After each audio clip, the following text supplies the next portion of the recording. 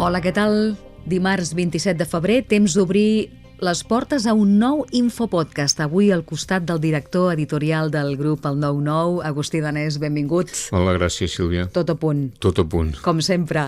Proposen un parc fotovoltaic de 10 hectàrees a Masies de Roda. Il·lustra'ns, va, com va tot plegat? Sí, home, aquest és un esquema, una notícia, un debat que sempre reprodueix el mateix patró. És a dir, aquí tots som conscients que s'ha de fer la transició energètica, això té molts matisos, però, diguem, per dir-ho així en brotxa gruixuda, hem de passar de les energies fòssils a les energies renovables i això vol dir aprofitar-les al màxim. Ara bé, quan aquí hi ha projectes que estan o sobredimensionats o dimensionats en una mesura que no és la que estem acostumats, doncs sempre hi ha problemes.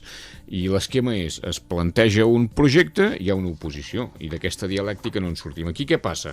Doncs aquí el que passa és que ara hi ha una empresa, una multinacional, que és una dada important, que és la multinacional, l'empresa que gestiona les plantes de purins d'Osona, que preveu un parc solar fotovoltaic de 10 hectàrees a les Masies de Roda, i els veïns, doncs, per dir-ho així, en plata, s'hi posen de cul, i l'Ajuntament, doncs, també.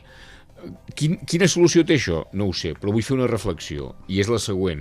És a dir, aquí anteriorment ja hi havia hagut projectes molt sobredimensionats, un de 400 hectàrees a l'entorn de Manlleu i municipis colindants, que en aquell moment es van descartar. Perquè això no passés, el Consell Comarcal d'Osona què va fer?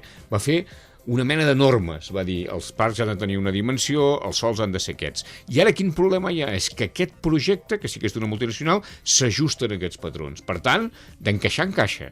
Què es farà? No ho sé, però aquí potser, en comptes de crítica, el que s'hauria de fer és autocrítica, de dir, si el projecte encaixa, el problema aquí és qui el presenta, perquè és una multinacional, i per què no es presenta des d'aquí un projecte d'aquestes característiques. Vull dir que poder, a vegades, més que crítica, s'ha de fer autocrítica. D'aquí un temps en tornem a parlar, a veure com ha acabat tot plegat. A veure com acaba. De moment fem un gir de 360 graus i posem el focus en el món de l'esport.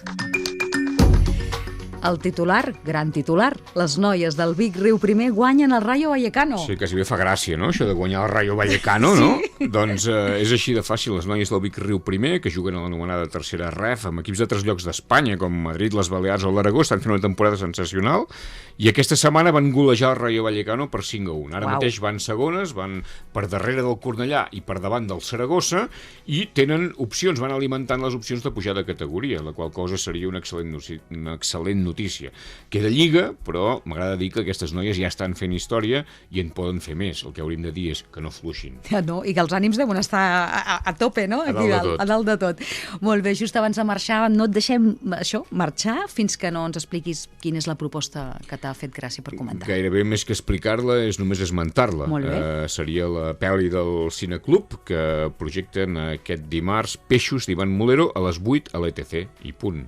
Doncs i punt. Moltes gràcies, Agustí Danés. Ens tornem a veure ben aviat. Entesos, gràcies a vosaltres. Amb vosaltres també, just demà, nou Infopodcast. L'Infopodcast del 99, una coproducció del 9FM i La Xarxa.